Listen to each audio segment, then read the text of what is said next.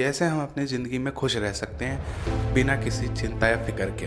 हम में से कई लोग सोचते हैं कि पैसा ही खुशी देता है, या तो सोचते हैं मौज मस्ती से ही खुशी आती है। आखिर में इसका असली जवाब क्या है? इसका जवाब आपको इस कहानी से मिलेगा। कहानी शुरू होती है एक गाँव से। गाँव में एक लड़का होता है, वो अपने पिता से पूछता है कि पापा ये हैप्पीनेस क्या होती है, कैसे मैं अपनी पूरी ज़िंदगी खुश रह सकता हूँ बिना किसी चिंता या फिक्र के।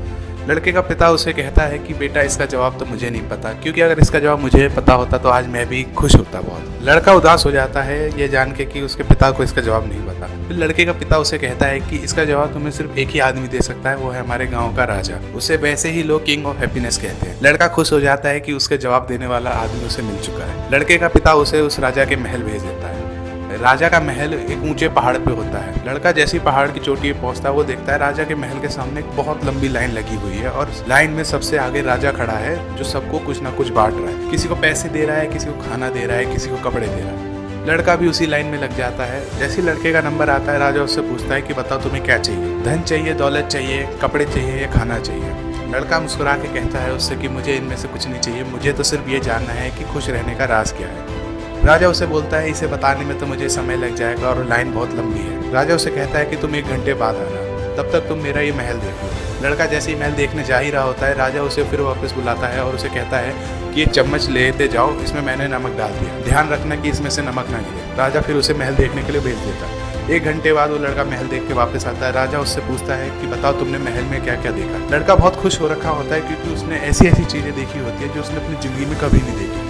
वो राजा को बताता है उसने उस राजा का आलीशान महल देखा, उसके अच्छे अच्छे कपड़े देखे, सोने चांदी के बर्तन देखे, उसका सुंदर बगीचा देखा, बगीचे में तरह तरह के फूल देखे, पक्षी देखे, पशु देखे।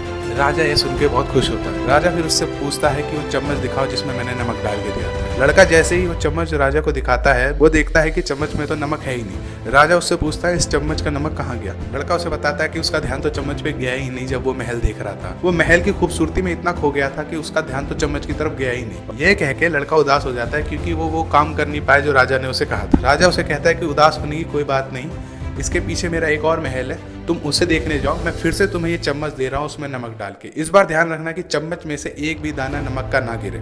लड़का फिर महल देखने निकल जाता है। 1 घंटे बाद लड़का महल देख के फिर वापस आता है, तो राजा उससे पहले पूछता है कि चम्मच दिखाओ। इस बार लड़का राजा को चम्मच दिखाता है और उसमें पूरा नमक होता है। राजा देख के खुश हो जाता है कि लड़के ने इस बार नमक का एक भी दाना गिरने नहीं दिया। फिर राजा उससे पूछता है कि बताओ तुमने मेरे दूसरे महल में क्या देखा। लड़का उसे बताता है कि मैं तो कुछ देख ही नहीं पाया, मेरा पूरा ध्यान इस चम्मच में रखे हुए नमक पे था। मैं जहाँ जहाँ चल रहा था मेरा बार बार ध्यान इस चम्मच पे ही आ रहा था कि कहीं इसमें से नमक ना गिर जाए, तो मैं कुछ देख ही नहीं पाया। तो राजा उसे बताता है अगर तुम अपने जीवन में खुश रहना चाहते हो तो तुम्हें कुछ ऐसा करना होगा कि तुम उस चम्मच में से नमक भी गिरने ना दो और वो महल भी देख लो। लड़का राजा की बात समझ नहीं पाता। राजा उसे फिर अच्छे से बताता है कि जिंदगी में सिर्फ वही आदमी खुश है जो अपने काम और मौज मस्ती को बराबर रख के चलता है। अगर तुम दिन भर बस काम करते रहोगे और रात को सोने जाओगे तो तुम खुश तो होंगे कि तुमने आज दिन भर काम किया, पर तुम्हारे मन में और दिमाग में ये बात जरूर आएगी कि आज तुमने तो पूरा दिन सिर्फ काम ही किया, मौज मस्ती तो कुछ करी ही नहीं, ना दोस्तों से मिले, ना परिवार के साथ टाइम निकाला, कुछ भी नहीं किया। और उसी के विपरीत अगर तुम पूरा दिन सिर्फ मौज मस्ती करते रहोगे और रात को फिर सोने जाओगे तो तुम्हारे दिमाग में यही ख्याल आएगा कि यार आज तो पूरा दिन सिर्फ मौज मस्ती में निकल गया, काम तो कुछ किया ही नहीं, और ये सोच के तुम फिर उदास हो जाओगे। अगर जीवन में खुश रहना है तो तुम्हें इन दोनों को बराबर करके चलना होगा।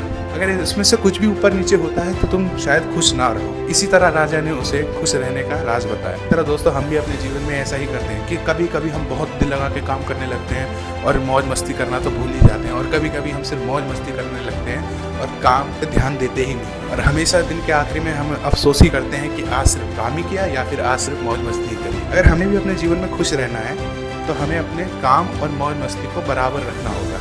यही है जीवन में खुश रहने का तरीका, यही है जीवन में खुश रहने का राज।